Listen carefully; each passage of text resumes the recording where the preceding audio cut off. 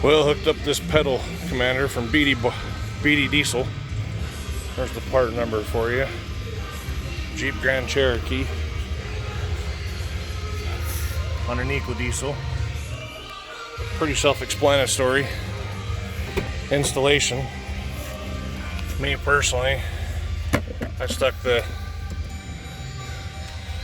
switch down here. I know it's kind of hard to see, but probably the cheapest easy plastic to replace if anything ever happens.